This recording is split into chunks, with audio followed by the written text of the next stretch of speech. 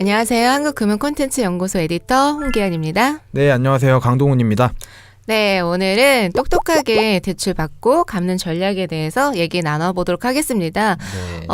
보통 이제 요즘에 저희가 대출 많이 활용들을 하실 텐데요. 대출 종류는 저희가 뭐가 있을까요? 대출을 한 세 가지 정도로 분류를 한번 해보고 싶어요. 네네. 주택 관련 대출로 담보대출과 전세자금 대출 있죠. 그 다음에 뭐 고가의 물건들 있잖아요. 뭐 네. 차량이라든지 휴대폰이나 아니면 뭐 이렇게 여성분들이 좋아하시는 명품 이렇게 백이라든지 사업하시는 분들이 한꺼번에 구매하시기 힘든 그런 뭐 설비라든지 장비 같은 것들을 카드 금융, 카드 할부 혹은 뭐 리스사 금융 쪽으로 활용하시는 경우가 있고요. 소비성 지출을 하실 때 그때 신용카드, 그다음 마이너스 대출, 그 마이너스 통장과 전화만 하면 그냥 주는 카드로 현금 서비스 이런 일반 신용 대출로 좀 분류를 할 수가 있을 것 같네요.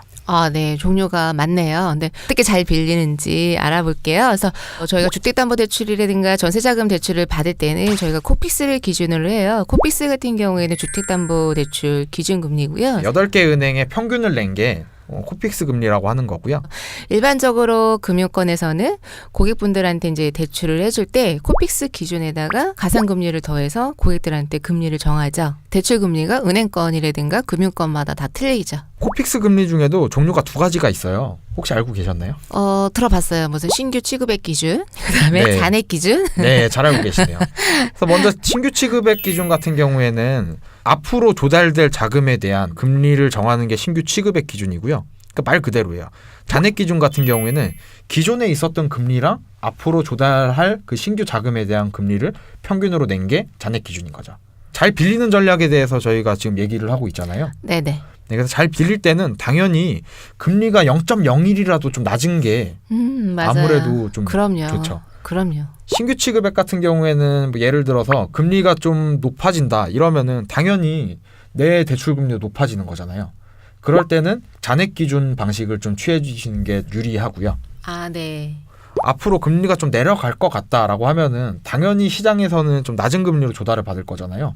그래서 신규 취급액 기준이 조금 유리할 수가 있습니다. 네. 그리고 아까 또 저희가 또 신용 네. 대출 네네. 이런 부분에 있어서도 또 종류가 여러 가지가 있었던 것 같아요. 굉장히 많죠. 네. 대출의 순서가 있습니다. 일단 내 신용도, 내가 이용하고자 하는 금융권 이 두 가지를 신경을 쓰셔야 돼요. 일단 대출 순서는 무조건 1금융권부터 2금융, 3금융, 뭐 4금융, 5금융 뭐 있진 않지만은 이렇게 숫자대로 그쵸. 나가셔야 되는 거고요. 순차적으로 1금융권에서 받으시는 게 제일 좋겠죠? 그래서 1금융권 같은 경우에는 아시다시피 그냥 누가 봐도 좀 큰 은행들 아마 대부분 좀 주거래 은행으로 급여 계좌로 사용하고 계실 것 같은데 그런 은행들이 1금융권이라고 생각하시면 되고요.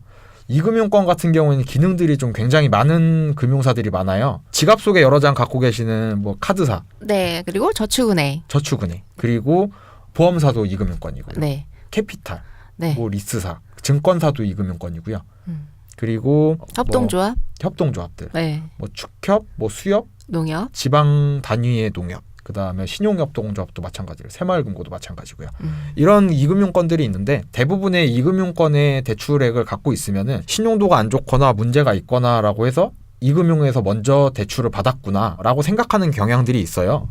그렇기 때문에 무조건 대출은 1금융권부터 2금융 순으로 실행을 해주셔야 되는데 같은 1금융권이라도 내 신용도에 따라서 한도가 달라질 수가 있고 금리가 좀 달라질 수가 있습니다. 주택담보대출이라든가 신용대출을 받았어요. 네. 저희가 또 상환을 해야 되잖아요. 상환을 해야 되죠. 네, 또 갚는 것도 저희가 또 빨리 갚고 잘 갚아야 되는 거니까 네네. 보통 전세자금 대출, 주택담보대출 같은 경우에는 중도상환 수수료 이런 게 이제 많이 그렇죠. 발생할 수 있죠. 운이 좋으면 안 붙는 경우도 있긴 하지만 제가 이용해본 경력이 있어서 보니까 중도상환 수수료 같은 경우 저는 없었어요. 굉장히 운이 좋으시네요. 네네. 그런 경우도 있으니까 그거는 금융권마다 조금은 틀린 것 같아요. 그래서 좀 잘 알아보시고 하시면 되실 것 같은데 요즘에 대안대출 이런 얘기도 있잖아요. 혹시 그렇죠. 들어보셨어요? 굉장히 많이 들어봤고요. 과거에 저도 이렇게 해본 적도 많고요. 대안대출 같은 경우에 이제 금융권에서 대출을 받아서 이전에 대출금이라든가 연체금을 갚는 전략을 말씀드리는데요. 뭐 1금융권, 2금융권, 3금융권에서 다 받았는데 그 이상으로 또 힘든 상황이 됐을 경우에는 정부에서 지원해주는 그런 대출 제도도 있더라고요. 네, 그래서 있습니다. 그런 것도 좀 이용하시면 좋으실 것 같아요. 요즘에 대출 계산기라고 좀 굉장히 많이들 사용하시잖아요. 근데 그런 대출 계산기를 통해 가지고 내가 받은 대출이 금리가 몇 %고 기간이 얼마나 되는지 계산을 한번 해보시고 앞으로 대환할 그런 대출 상품이 어떤 상품인지 과연 대환을 했을 때 이득이 되는지 안 되는지 가능하시려면 신용도 관리를 평소에 좀 잘 하셔야겠죠.